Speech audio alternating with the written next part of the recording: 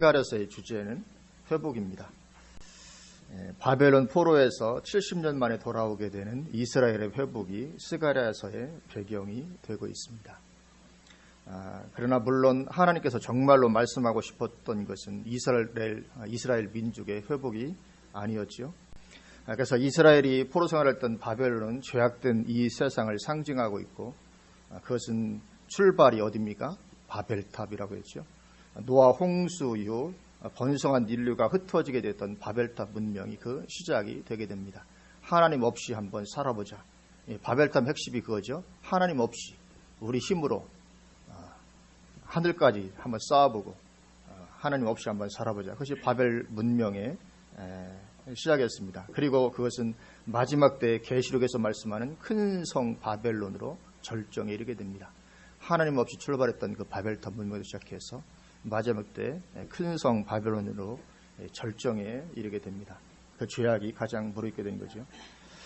그러한 바벨론 세상으로부터의 회복 예언이 오늘 본문을 비롯한 스가랴서 예언의 실질적인 하나님의 의도가 거기에 있는 것이죠.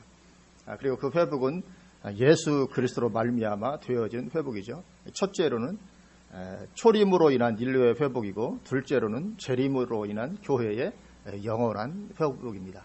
그것을 담아서 예언을 하고 있습니다. 그렇기 때문에 이 스가랴서는 실상 이스라엘 민족보다는 오늘날의 우리 그리스도인을 위해서 예언된 책인 것이죠. 그렇다면 마땅히 우리는 이 책을, 스가랴서 같은 이런 책을 우리가 깊이 상고해야 될 줄로 믿습니다. 구약 이스라엘 백성들에게서보다 우리에게 훨씬 더 필요한 그런 책이죠. 오늘 본문도 그러한 회복의 이야기입니다. 지난주와 마찬가지로 네 번째 환상이 이어지고 있습니다. 스가랴 3장은 전체가 다 네 번째 환상입니다. 오늘 그 두 번째 시간인데요. 오늘 6절 이렇게 말씀합니다. 우리 6절 말씀 같이 한번 한 목소리 봉독하십니다. 여호와의 천사가 여호수아에게 증언하여 이르되, 여호와의 천사, 여기 예수 그리스도를 상징한다, 이렇게 말씀을 드렸습니다.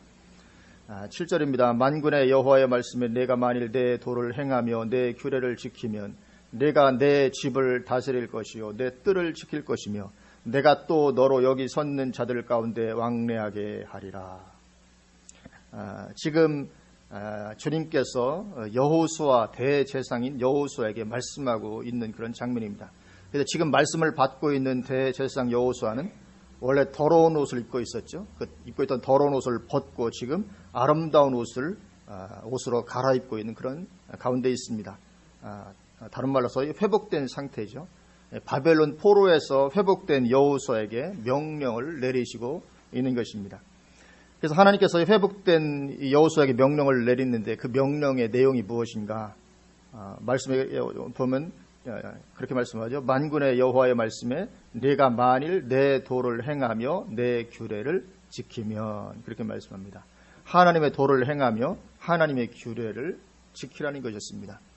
회복된 여호수아에게 주신 말씀, 그게 뭐냐면 하나님의 도를 행하고 하나님의 규례를 지키라, 이게 그 말씀이었습니다.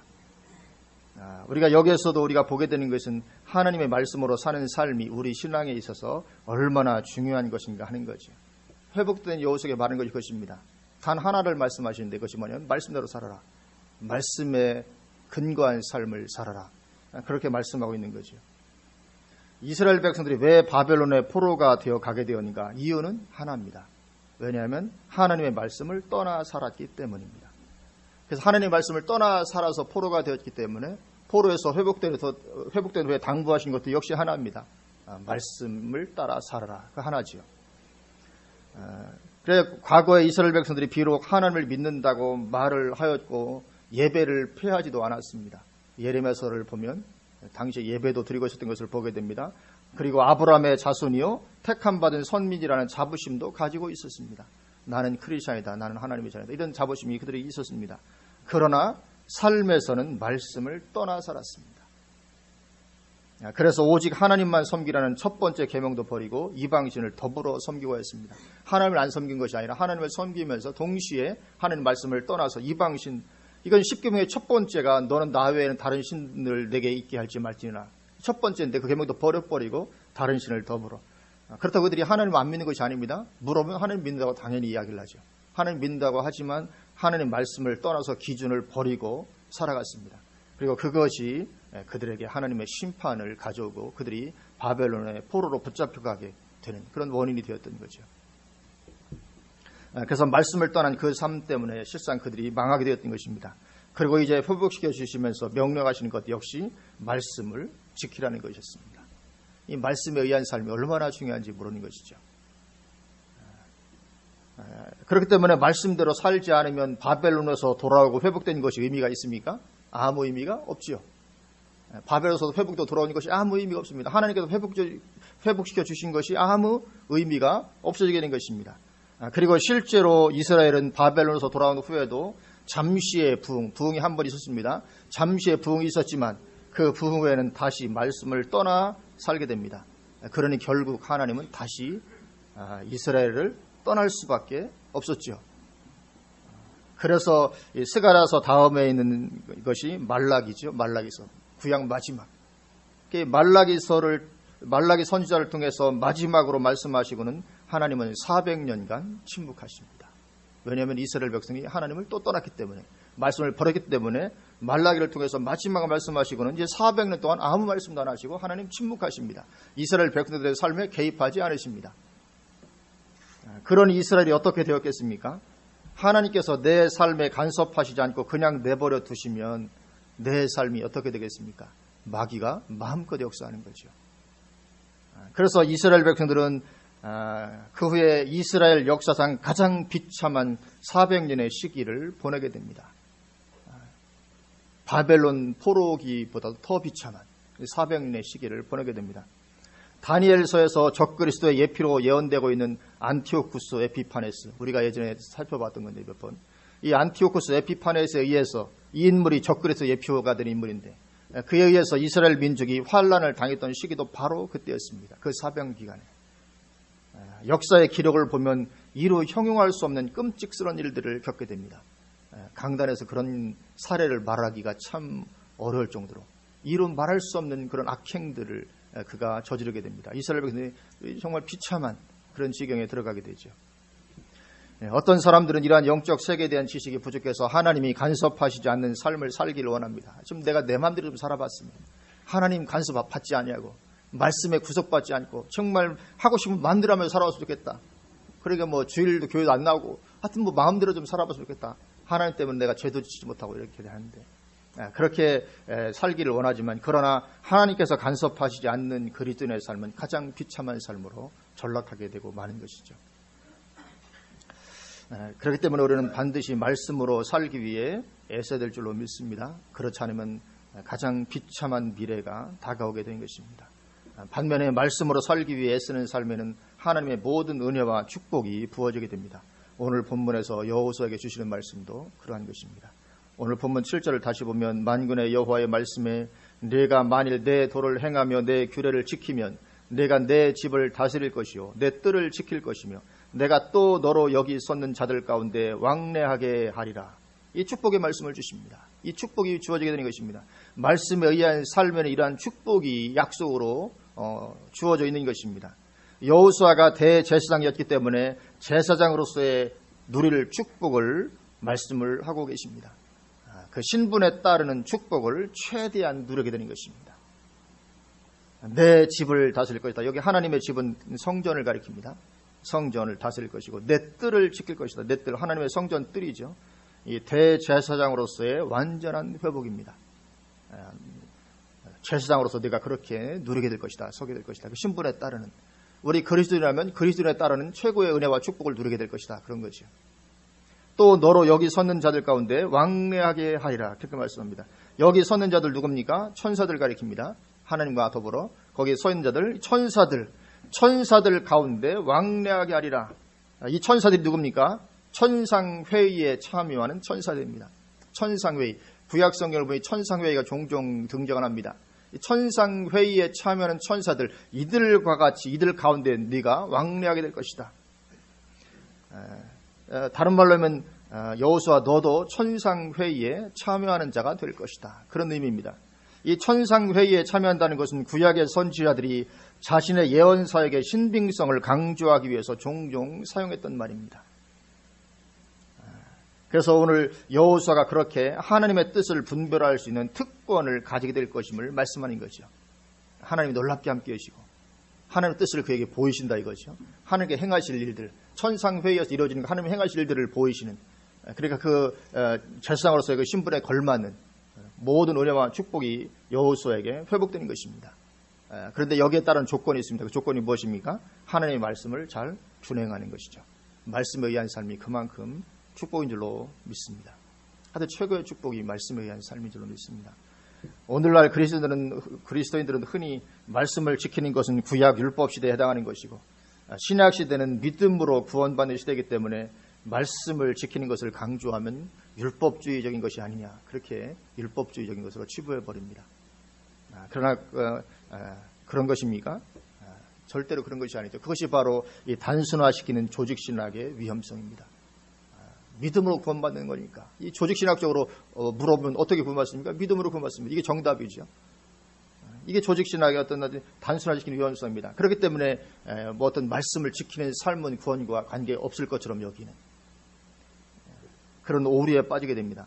그러나 그러한 선입견을 버리고 신약성경을 보면 말씀을 지키는 것에 대해서 오히려 신약성경은 구약성경보다 더 강조하면 강조했지, 믿음으로 구원 얻는다고 절대로 말씀 지키는 삶을 등한히 하고 있지 않다는 것을 보게 됩니다. 신약성경, 예수님의 말씀이 절대로 말씀에 의한 삶을 약화시키지 않고 있다는 것을 우리는 발견하게 됩니다. 예를 들면 마태복음 7장 24절에서 27절에 주님 그렇게 말씀하십니다. 그러므로 누구든지 나의 이 말을 듣고 행하는 자는 그 집을 반석 위에 지은 지혜로운 사람 같으리니 비가 내리고 창수가 안 하고 바람이 불어 그 집에 부딪히되 무너지지 아니하나니 이는 주추를 반석에 놓은 까닭이요 나의 이 말을 듣고 행하지 아니하는 자는 그 집을 모래 위에 지은 어리석은 사람 같으리니 비가 내리고 창수가 안 하고 바람이 불어 그 집에 부딪힘에 무너져 그 무너짐이 심하니라. 이건 절대적으로 말씀을 지키라는 의미입니다. 말씀에 의한 삶을 살지 않으면 그것이 그대로 있을 것인가 무너질 것인가가 결정된다. 환난의 때에 내 신앙이 무너지지 않게 해주는 것은 다름 아닌 말씀으로 사는 삶이다. 그것을 말씀하십니다. 물론 환난의 때가 아니면 표시가 잘 나지 않을 것입니다. 그러나 이렇게 창수가 안 나고 비가 안 내리고 창수가 나고 바람이 불고 이런 일들이 있다는 거죠. 우리 인생에 살아갈 때 이런 일이 다가올 수 있고 또 마지막 때 더욱더 강력한 이런 일들이 있는 거죠. 그럴 때 나를 지켜줄 수 있는 것은 말씀에 의한 삶을 살았던 그 삶이 지켜주게 될 것이다. 그렇게 말씀을 하고 있습니다.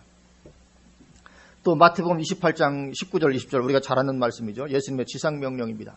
그러므로 너희는 가서 모든 민족을 제자로 삼아 아버지와 아들과 성령의 이름으로 침례를 베풀고 내가 너희에게 분부한 모든 것을 가르쳐 지키게 하라. 볼지어다 내가 세상 끝날까지 너희와 항상 함께 있으리라 하시니라. 아멘. 우리가 너무나도 잘 아는 지상명령입니다. 우리 이 지상명령을 붙잡고 이 지상명령을 성취하는 것이 최고의 축복된 삶이라고 우리가 다 인식을 하고 있습니다. 예수님의 유언과도 같은 마지막 명하신 말씀이죠. 그런데 그 내용을 보면 뭐라고 말씀하십니까? 내가 너희에게 분부한 모든 것을 가르쳐 지키게 하라. 이게 예수님의 마지막 말씀입니다. 그러니까 가서 예수 믿으세요. 그렇게만 하라는 것이 아니죠. 예수 믿고 구원받으세요. 그것만 하는 것이 아니고 뭐라고 자세히 보면 내가 너희에게 분부한 모든 것을 가르쳐 지키게 하라. 왜요? 그게 삶이고 그게 신앙이니까요. 여기 보면 내가 너에게 분부한 모든 것입니다. 모든 말씀을 다 지키게 하라는 거죠. 어떤 한 부분, 어떤 것은 지키고 어떤 것은 대강 지키지 않아도 되고 그런 것이 아니고 내가 너에게 분부한 모든 것을 가르쳐 지키게 하라. 그렇게 말씀을 하셔. 그게 마지막 명령입니다. 그게 하나님의 종으로서 해야 할 사역이라는 것이죠.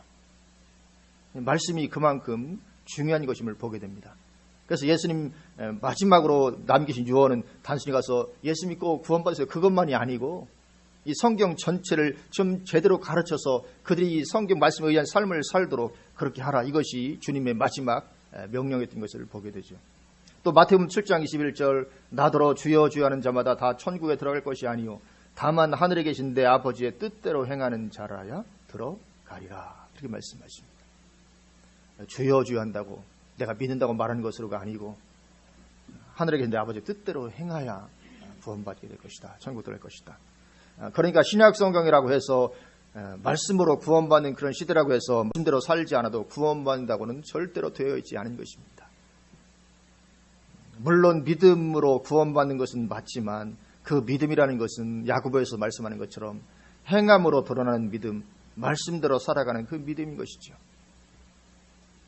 우리가 절대로 말씀을 버리고 살아가면 안 될 줄로 믿습니다. 그런데 마지막 때로 갈수록 말씀을 버리라는 미혹이 자꾸만 강력하게 역사해 가게 됩니다. 우리 이제 8절 말씀 보십니다. 오늘 본문 8절. 우리 8절도 우리 같이 한번 한 목소리로 봉독하시겠습니다. 대제사장 여호수아야, 너와 내 앞에 앉은 내 동료들은 내 말을 들을 것이니라. 이들은 예표의 사람들이라. 내가 내 종 싹을 나게 하리라. 아멘. 여호수아야, 너와 내 앞에 앉은 내 동료들. 그러니까 대제사장 여호수아와 그의 동료들, 당연히 제사장들이죠. 제사장들은 내 말을 들을 것이니라. 이들은 예표의 사람들이라. 그러니까 여호수아와 그의 동료들, 이 제사장들이 예표의 사람들이라고 그렇게 말씀을 하고 있습니다. 뭔가를 예표하고 있다는 거죠. 예표하는 것이 무엇이겠습니까? 이들은 바벨론에서 돌아와 이제 제사장직을 회복한 사람들입니다. 제사장직을 회복한 사람들. 그러니까 영원한 제사장으로 오실 메시아, 그 예수 그리스도로 말미암아 회복될 것을 그들이 예표하고 있다는 거죠. 그렇게 제사장직이 회복됐습니다. 다시금 제사장으로 오실 예수 그리스도, 그런 말미암은 이 회복을 예표하는 사람들이라 그런 의미를 가지고 있는 것입니다. 성경 말씀이 얼마나 놀라운 것인지 모릅니다. 이 말씀이 예수님 오시기 500여 년 전에 주어진 말씀입니다. 그런데 얼마나 놀랍게 이 말씀이 성취가 되고 있는지 모릅니다. 한치의 오차도 없이 그대로 성취가 되고 있습니다. 성경 말씀의 놀라운 정확성입니다. 그렇기 때문에 우리는 오늘날 전 세계를 휩쓸고 있는 자유주의자들의 영향을 받지 않도록 조심해야 됩니다. 이게 지금 물밀듯이 밀어닥치고 있습니다. 유럽의 세계를 초토화시켰고, 제가 책을 읽다 보니까 일본이 왜 그렇게 이 복음이 뿌리를 못 내리고 있는가 봤더니 그 이유 중에 하나도, 일본은 벌써 자유주의 신학이 휩쓸고 지나갔더라고요. 유럽과 더불어서.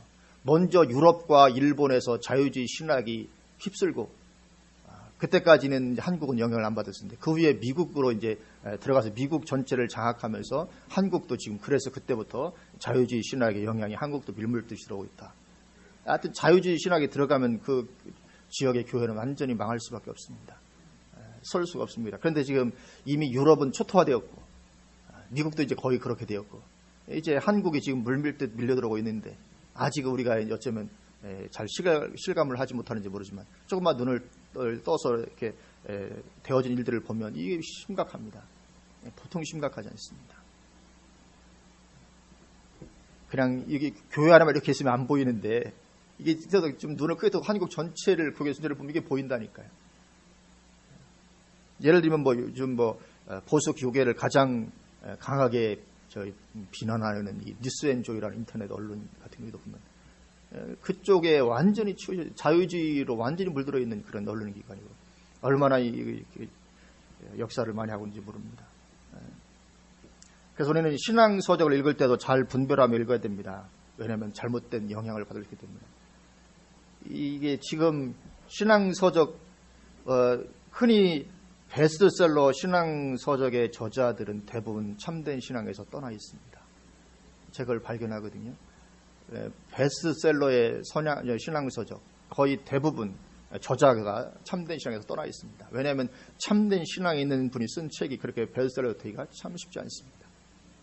그래서 우리는 남들이 많이 읽는 베스트셀러 책 읽을 때 대단히 조심할 필요가 있습니다. 예를 들면 잘 되는 나, 긍정의 힘, 야베스의 기도, 이런 종류의 책들이죠. 뿐만 아니라 여러 가지 것들이 있습니다. 저도 알지 못했던 옛날에 이 신학교 다닐 때 배웠던 교재로 썼던 책의 저자들이 상당 부분 자유주의 신학에 물들어 있다는 걸 제가 요즘에 발견합니다. 그분들의 글을 보면서.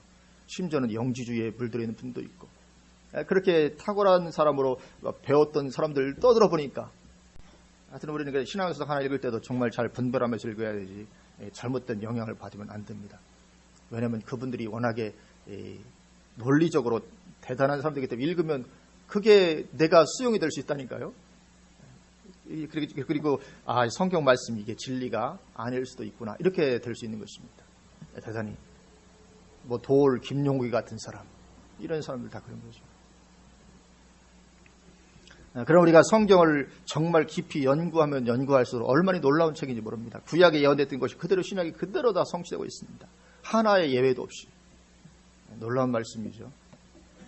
그래서 이 성경이 하나님 말씀 붙잡고 말씀으로 사는 삶이 우리는 반드시 되어야 될 줄로 믿습니다. 그래서 주님은 회복을 말씀하시는데 누구를 통해서 회복하십니까? 갑자기 싹을 말씀하죠. 내가 내 종 싹을 나게 하리라. 싹을 말씀하십니다. 하나님의 종 싹, 이 싹은 메시아를 가리키는 건데요. 메시아를 통한 회복을 말씀하십니다. 그래서 지금 우리가 보는 성경이 개정 개혁판인데 개정되기 전에 개혁 한글판 성경에서는 이 싹이 순으로 번역되어 있었죠. 순.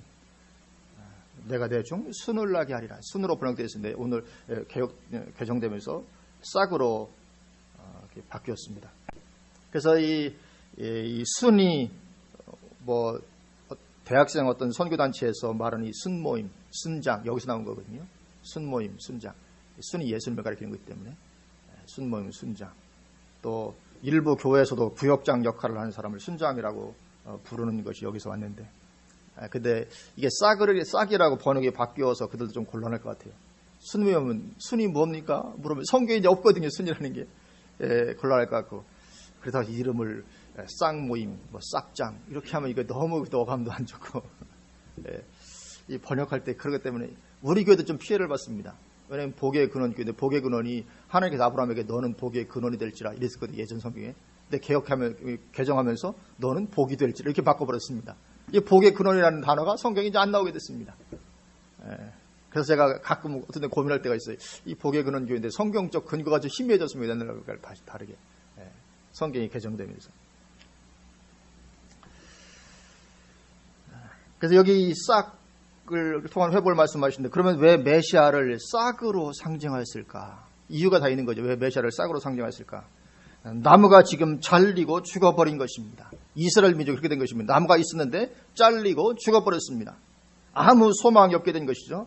그런데 죽은 줄 알았던 그 나무의 뿌리에서 싹이 하나 올라오는 것입니다. 그래서 사실은 순으로 번역해도 전혀 관계없는 건데요. 죽은 나무에서 순이 올라온다, 싹이 올라온다. 이 싹이 하나 올라오는 것입니다. 그 싹이 가지를 내고 점점 자라더니만 큰 나무가 된 거죠. 그리고 많은 새들이 거기에 깃들이게 되는 것입니다. 하나님의 나라죠. 그래서 예수 그리스도 메시아를 싹에 비유하여 말씀하고 있는 것입니다. 하나님 나라 그거 같다, 그렇죠? 마치 겨자씨 하나와 같이 심을 때 작은 것이지만 자라서 나무와 같이 되면서 많은 새들이 거기에 깃들이는 것. 그래서 예수님을 이 메시아를 싹에 비유하는데 비슷한 말씀들이 성경 여러 곳에 나옵니다. 예레미야 23장 5절과 6절에 여호와의 말씀이니라 보라 때가 이르리니 내가 다윗에게 한 의로운 가지를 일으킬 것이라. 여기는 가지라고 되죠. 마찬가지입니다. 싹이 나오고 그 다음에는 가지가 나오는 것이니까요.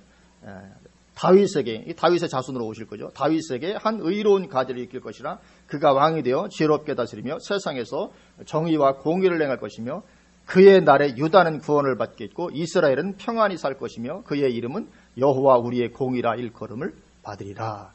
여기 의로운 가지로 예표되고 있는 메시아 예수 그리스도의 오심, 그리고 그로 말미암은 회복을 여기도 말씀합니다. 동일하게. 여기 말씀하는 걸 보면 그의 날에 유다는 구원을 받겠고 이스라엘은 평안히 살 것이다. 예수 그리스도 메시아가 오시는 날에 유다는 구원을 받고 이스라엘은 평안히 살 것이다. 그럼 여기 유다와 이스라엘이 누굽니까? 당연히 혈통적인 유다와 이스라엘을 말하는 것이 아니죠. 이건 당연히 우리 그리스도인들을 말하는 것입니다. 그러니까 우리가 분별 잘해야 되죠. 예를 들면 뭐 히브리 관점으로 성경 보기 좀 유행을 했었잖아요. 지금도 좀 있고. 이 히브리 관점으로 성경 보기 내에서 이스라엘을 문자적 이스라엘로 보아야 한다는 주장에 문제가 많이 있는 것입니다. 이걸 이 문자적 이스라엘로 볼 수 없는 거죠. 당연히 우리 그리스도인들을 향한 말씀인 것입니다. 예레미야 33장 15절에도 비슷한 표현이 나옵니다. 그날 그때 내가 다윗에게 한 공의로운 가지가 나게 하리니 그가 이 땅에 정의와 공의를 행할 것이라. 아멘. 또 이사야 11장 1절과 2절에도 말씀합니다. 이새의 줄기에서 한 싹이 나며, 여기는 싹이라고 되어 있죠. 이새는 다윗의 아버지입니다. 이새의 줄기나 다윗의 줄기나 마찬가지. 이새의 줄기에서 한 싹이 나며 그 뿌리에서 한 가지가 나서 결실할 것이요. 여기는 싹과 뿌리를 다 같이 동시에 말씀하고 있습니다. 죽어버린 나무의 뿌리에서 싹이 올라오는 것입니다. 죽어버린 이스라엘에서 예수님이 오시는 것입니다. 그리고 이 말은 뭐냐면 결국은 이스라엘을 포로에서 회복시키기는 하지만 곧 다시 타락하게 될 것임을 말씀하는 것이기도 하지요. 왜냐하면 죽어버린 나무에 싹이 올라오는 거니까요. 결국은 이스라엘이 이렇게 한번 포로에서 돌아도 회복되긴 했지만 결국 다시 하나님을 떠나고 결국은 잘리고 마르고 죽어버릴 것이라는 그런 것을 또 담고 있는 것입니다. 결국 그렇게 이스라엘은 꺾이우고 이방인 우리가 그렇게 접붙임을 받게 되는 그런 일이 일어나게 된 것이죠. 이사야 11장 1절 2절도 그 위에 여호와의 영 곧 지혜와 총명의 영이요 모략과 재능의 영이요 지식과 영리할 여호와를 경외하는 영이 강림하시리니 그렇게 말씀하심으로 이 메시아를 표현하고 있는 것을 보게 됩니다. 오늘 본문 이제 9절입니다. 우리 9절 말씀도 같이 한번 한 목소리 봉독하십니다. 만군의 여호와가 말하노라 내가 너 여호수 앞에 세운 돌을 보라 한 돌에 7 눈이 있느니라 내가 거기에 새길 것을 새기며 이 땅의 죄악을 하루에 제거하리라. 아멘.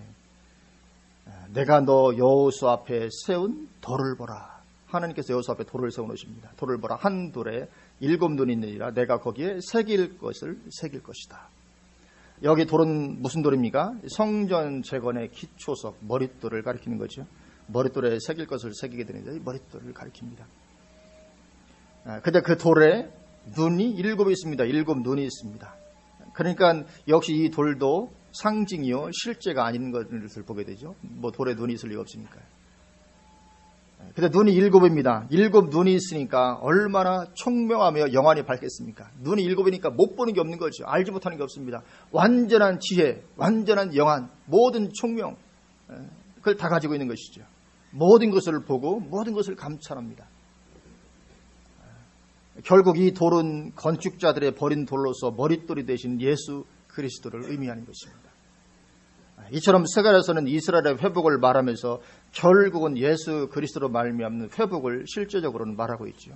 그리고 우리가 지금 그 성취를 맛보고 있는 것입니다. 그리고 앞으로 완전한 성취 역시 맛보게 될 것입니다. 이미 1차적으로 맛보았고 그리고 앞으로 완전한 성취를 역시 또한 맛보게 될 줄로 믿습니다. 그래서 오늘 본문에 예수님을 돌로 묘사하고 있는데 예수님을 돌로 묘사하고 있는 표현들 역시 성경에 많이 나오고 있습니다.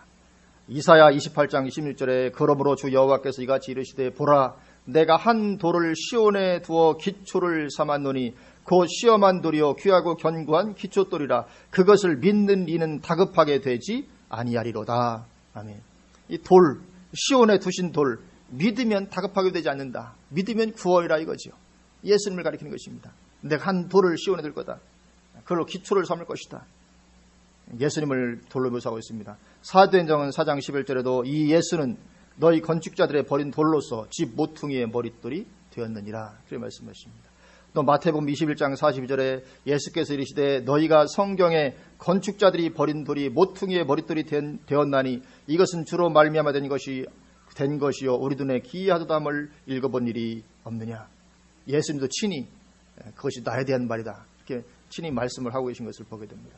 또 에베소 2장 20절에 너희는 사도들과 선지자들의 터 위에 세우심을 입은 자라 그리스도 예수께서 친히 모퉁이 돌이 되셨느니라. 그렇게 말씀하십니다. 그렇게 예수님을 돌로 비유를 하고 있습니다. 근데 돌의 눈이 7개인데 7 눈도 역시 마찬가지죠.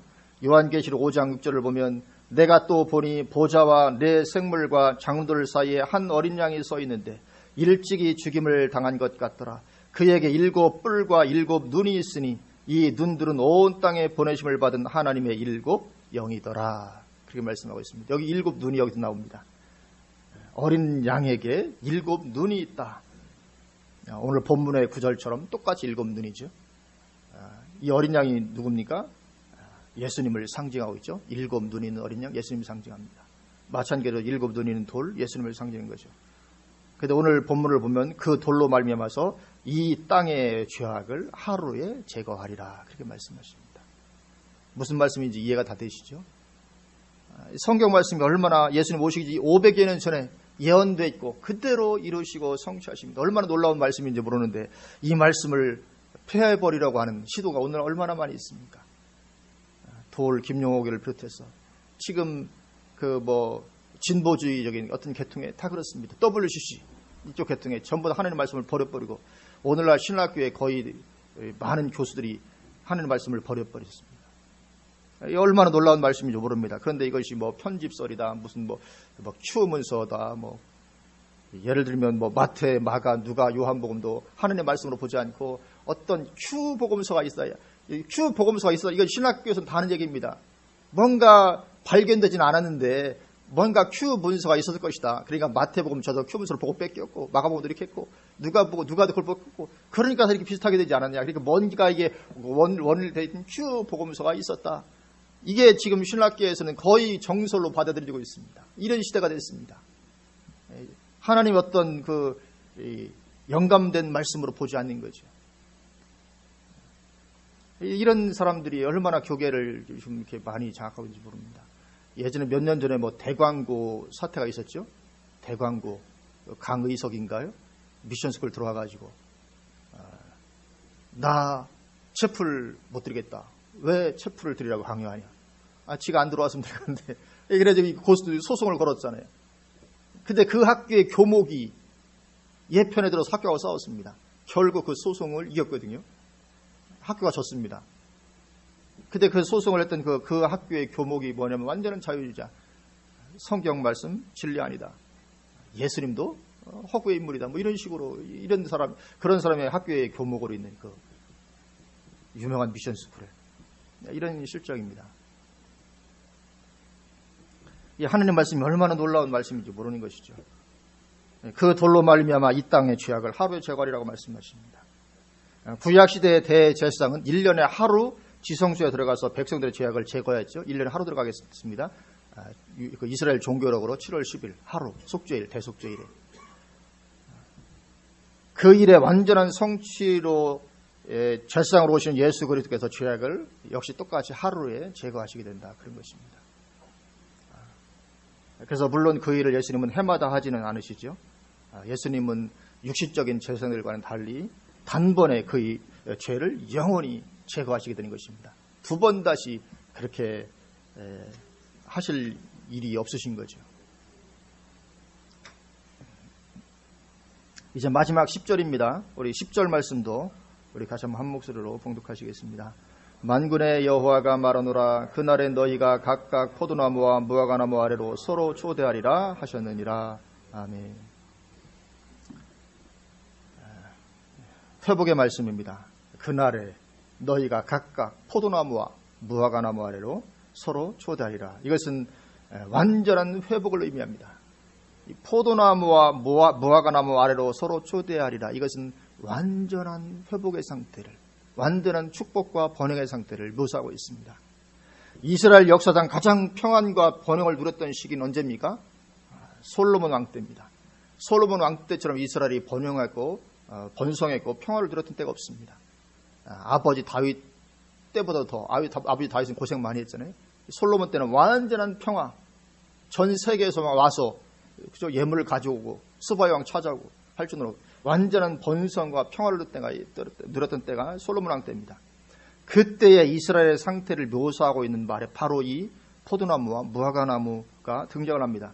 열왕기상 4장 24절 25절에 솔로몬이 그 강 건너편을 딥사에서부터 가사까지 모두 그 강 건너편의 왕을 모두 다스림으로 그가 사방에 둘린 민족과 평화를 누렸으니 솔로몬이 사는 동안에 유다와 이스라엘이 단에서부터 브엘세바에 이르기까지 각기 포도나무 아래와 무화과나무 아래에서 평안히 살았더라. 그렇게 표현하고 있습니다.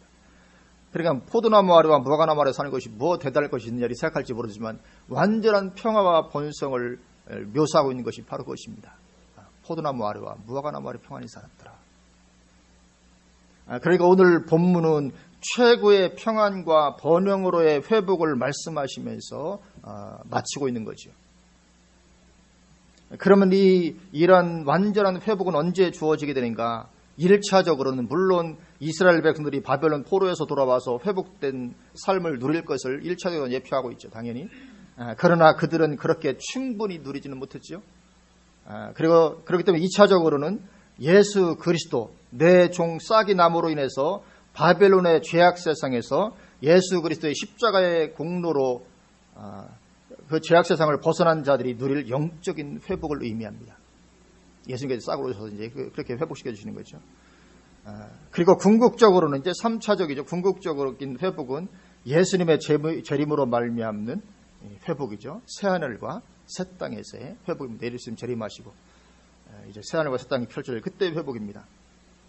그래서 미가서를 보면 메시아 왕국을 말씀하면서 똑같은 표현을 쓰고 있는 것을 보게 됩니다. 우리 잠깐 이건 한번 찾아볼까요? 미가서 4장입니다. 우리 앞으로 창세기 쪽으로 조금만 더 가시면 미가서가 있습니다. 몇 장만 창세기 쪽으로 넘기시면 미가서 4장입니다. 4장 1절부터 이렇게 말씀합니다. 끝날에 이르러는, 끝날을 말씀하죠. 끝날에 이르러는 여호와의 전에 산이 산들의 꼭대기에 굳게 서며 작은 산들 위에 뛰어나고 민족들이 그리로 몰려갈 것이라. 곧 많은 이방 사람들이 가며 이르기를 오라 우리가 여호와의 산에 올라가서 야곱의 하나님의 전에 이르자. 그가 그의 도를 가지고 우리에게 가르치실 것이라. 우리가 그의 길로 행하리라 하리니 이는 율법이 시온에서부터 나올 것이요 여호와의 말씀이 예루살렘으로부터 나올 것입니다. 그가 많은 민족들 사이에 이를 심판하시며 먼 곳 강한 이방 사람들을 판결하시리니 무리가 그 칼을 쳐서 보습을 만들고 창을 쳐서 낫을 만들 것이며 이 나라와 저 나라가 다시는 칼을 들고 서로 치지 아니하며 다시는 전쟁을 연습하지 아니하고 이런 회복된 때가 올 거라는 것이거든요. 근데 이때는 우리 인생이 살아가는 이 날이 오지 않습니다. 그렇게 전쟁을 하지 않고 창을 쳐서 낫을 만들고 창이 필요 없으니까요. 칼을 쳐서 보습을 만들고 칼이 필요 없으니까 다시는 칼을 들고 서로 치지 아니하고 다시는 전쟁을 연습하지 않고 이런 때가 오겠습니까? 이런 때는 오지 않습니다. 인생이 갑자기 모든 인류가 선한 사람으로 변화되는 것은 가능하지 않습니다. 이런 일은 오지 않습니다. 결국 이 회복이 뭡니까? 우리가 사는 이 세상에서의 회복이 아닌 거죠. 4절입니다. 각 사람이 자기 포도나무 아래와 자기 무화과나무 아래에 앉을 것이라. 결국은 뭡니까? 여기도 포도나무와 무화과나무가 나오죠. 이것은 결국 천년왕국에서의 회복의 표현인데 오늘 본문과 똑같은 것을 보게 됩니다. 그러니까 오늘 본문에서 말씀하고 있는 이 회복의 최종적 회복은 역시 천년왕국에서의 회복입니다. 이런 놀라운 회복의 소망이 우리를 기다리고 있는 줄로 믿습니다. 1차적으로는 죄악된 이 바벨론 세상에서 하나님 나라의 백성 우리가 이미 회복이 되었죠. 영적인 우리는 회복을 누리고 있습니다. 그리고 앞으로는 실질적인 영원한 회복에 우리가 들어가게 되는 것이죠. 새하늘과 새 땅, 이 천년왕국에서의 회복을 말씀하고 있습니다. 이 성경을 보면 이 다음 세상 내세에 대해서 얼마나 많이 강조하는지 모릅니다. 근데 오늘날은 이건 별로 얘기를 하지 않고 이 세상에서의 성공만 많이 이야기하는데 결코 그렇지 않습니다. 성경은 이 세상에서 성공 별로 말하지 않고 오히려 다가올 새로운 세상, 새로운 땅에서의 어떤 회복을 더 많이 말씀을 하고 있는 것이죠.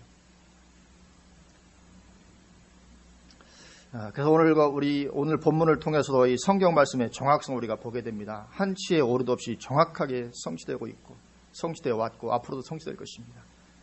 그렇다면 우리는 당연히 이 말씀 붙잡아야 될 줄로 믿습니다. 말씀에 대한 흔들림 없는 우리가 신뢰를 가지고 우리가 살아가야 될 줄로 믿습니다. 그리고 오늘 본문 말씀처럼 그 말씀으로 살아갈 때 비로소 이 축복의 약속이 이루어지게 되는 거죠. 여호수아가 말하는 것처럼 이 말씀에 근거해서 살아갈 때 이런 축복된 약속이 우리에게 주어지게 됩니다. 그래서 우리는 어찌하든지 말씀 속에 들어가 살고자 했어야 되고 이 최고의 축복이고 그러면 또 반석 위에 세워진 집도 될 것이고 포도나무와 무화과나무 아래 사는 삶으로 표현되는 최고의 회복과 평안과 이 번영을 우리가 누리게 될 줄로 믿습니다. 아멘. 기도하시겠습니다.